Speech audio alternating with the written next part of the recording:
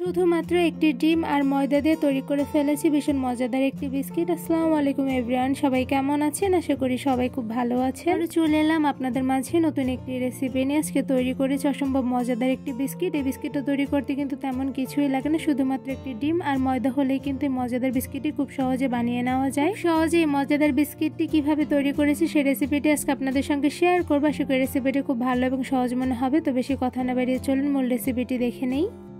প্রথমে একটি মিক্সিং বোলের মধ্যে দিয়ে দিচ্ছি নর্মাল টেম্পারেচার রাখা একটি মুরগির ডিম, ফ্রিজে থেকে থাকলে আগে বের করে রাখবেন। সাথে দিয়ে দিচ্ছি হাফ কাপ পরিমাণ চিনি, চিনির পরিমাণটি কিন্তু কমিয়ে বাড়িয়ে দেওয়া যাবে। সাথে দিয়ে দিচ্ছি হাফ চা চামচ পরিমাণ লবণ। এবার একটি হ্যান্ড উইক্সের মাধ্যমে ডিমের সঙ্গে চিনিগুলো খুব ভালোভাবে নেড়ে গলিয়ে নিব। ডিমের সঙ্গে চিনিগুলো একটু বেশি সময় নিয়ে খুব ভালোভাবে নেড়ে গলিয়ে নিতে হবে। এদিকে দেখতেই পাচ্ছেন ডিমের মধ্যে কিন্তু চিনিগুলো খুব ভালোভাবে গলে গিয়েছে, সঙ্গে কিন্তু খুব সুন্দর ফোম ক্রিয়েট হয়েছে। এবার এই ডিমের মিশ্রণের মধ্যে দিয়ে দিচ্ছি রান্নার সয়াবিন তেল। এখানে আমি 1/4 কাপ পরিমাণ সয়াবিন তেল দিয়ে দিচ্ছি। এবার একটি হ্যান্ড উইক্সের মাধ্যমে ডিমের মিশ্রণের সঙ্গে তেলগুলো খুব ভালোভাবে নেড়ে মিশিয়ে নিব। তেলগুলো খুব ভালোভাবে নেড়ে মিশিয়ে নিয়েছি। এবার এই ডিমের মিশ্রণের মধ্যে কিছু শুকনো উপকরণ দিয়ে দেবো। তো প্রথমে একটি ছাঁকনি দিয়ে তার উপরে দিয়ে দিচ্ছি ময়দা। এখানে আমি 1 কাপ, সাথে আরও হাফ কাপের মতন ময়দা দিয়ে দিচ্ছি। সাথে দিয়ে দিচ্ছি গুঁড়া দুধ। এখানে আমি 1 টেবিল চামচ পরিমাণ দিয়ে দিচ্ছি। এবার সবগুলো উপকরণ খুব ভালোভাবে চেলে নিব। ছাঁকনির সাহায্যে সবগুলো উপকরণ খুব ভালোভাবে চেলে নিয়েছি। এবার ডিমের মিশ্রণের সঙ্গে শুকনো উপকরণগুলো খুব ভালোভাবে একটি প্যাচুলারের সাহায্যে আমি মিশিয়ে নিব। ডিমের মিশ্রণের সঙ্গে সবগুলো শুকনো উপকরণ খুব ভালোভাবে প্যাচুলারের সাহায্যে নেড়ে মিশিয়ে নিয়েছি। এবার এই ময়দার ডোগুলো হাতের সাহায্যে খুব ভালোভাবে কিছুক্ষণ মুথে নিব। ময়দার ডোগুলো হাতের সাহায্যে খুব ভালোভাবে কিছুক্ষণ সময় নিয়ে মুথে নিয়েছি। এ পর্যায়ে দেখতে পাচ্ছেন কিছুটা পরিমাণে শক্ত হয়েছে। এবার এই ময়দার ডো থেকে আমি ছোট সাইজের একটি লিচি কেটে নিব।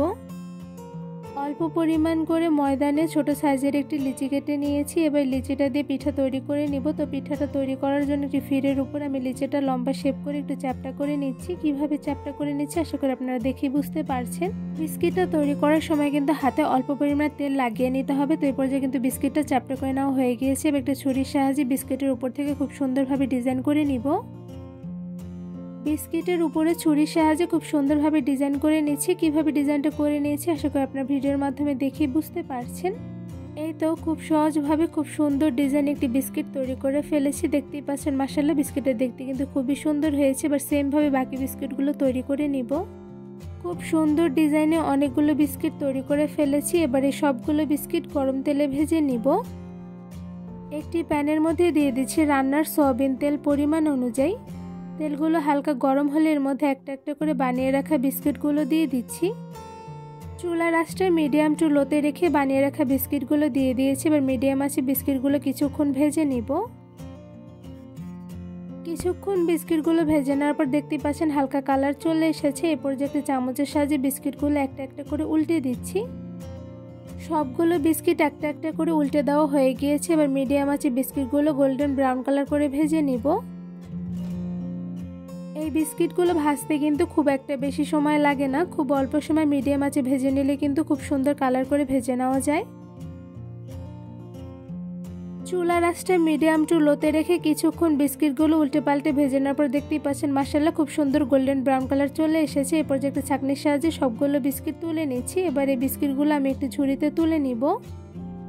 খুব সহজভাবে কোনো রকম ঝামেলা ছাড়াই শুধুমাত্র একটি ডিম আর ময়দা দিয়ে তৈরি করে ফেলেছি অসম্ভব মজাদার একটি বিস্কিট। এই বিস্কিটটা তৈরি করা কিন্তু খুবই সহজ, কোনো রকম ঝামেলা নেই, শুধুমাত্র অল্প কিছু উপকরণ দিয়ে তৈরি করে ফেলা যায়। এই বিস্কিটগুলো দেখতে যেমন মাশাআল্লাহ সুন্দর হয়েছে, সাথে কিন্তু খেতে অসম্ভব মজাদার হয়ে থাকে। আমি একটা বিস্কিট আপনাদের একটু ধরে দেখাচ্ছি। তো দেখতে পাচ্ছেন মাশাআল্লাহ খুব সুন্দর কালার করে ভেজে নিয়েছি। বিস্কিটগুলো কিন্তু প্রচুর পরিমাণে ফুলকো হয়েছে, সাথে কিন্তু খুবই সফট হয়েছে। এই বিস্কিটটা আপনাদের একটু ভেঙে দেখাচ্ছি। তো দেখতে পাচ্ছেন মাশাআল্লাহ বিস্কিটের ভিতরে কিন্তু পারফেক্ট কুকড হয়েছে, সাথে কিন্তু ভীষণ পরিমাণে লোভনীয় হয়েছে দেখতে। এই মজাদার বিস্কিটটা তৈরি করা কিন্তু খুবই সহজ, কয়েকটি উপকরণ দিয়ে ঝটপট কিন্তু খুব সহজে বানিয়ে নেওয়া যায়। বিকেলের নাস্তায় চায়ের সঙ্গে খাওয়ার জন্য এই বিস্কিটগুলো কিন্তু ঝটপট অল্প কিছু উপকরণ দিয়ে বানিয়ে অনেকদিন পর্যন্ত খেতে পারবেন, কারণ এই বিস্কিটগুলো বানিয়ে নেওয়া কিন্তু খুবই সহজ। এই বিস্কিট তৈরির রেসিপিটি কেমন লেগেছে অবশ্যই কমেন্ট করে জানাবেন। রেসিপিটি ভালো লেগে থাকলে আমার চ্যানেলটি সাবস্ক্রাইব করে ভিডিওতে বেশি বেশি লাইক কমেন্ট শেয়ার করে আমার পাশেই থাকবেন। আজকে এখানে বিদায় নিচ্ছি। সবাই সুস্থ থাকবেন, ভালো থাকবেন। আল্লাহ হাফিজ।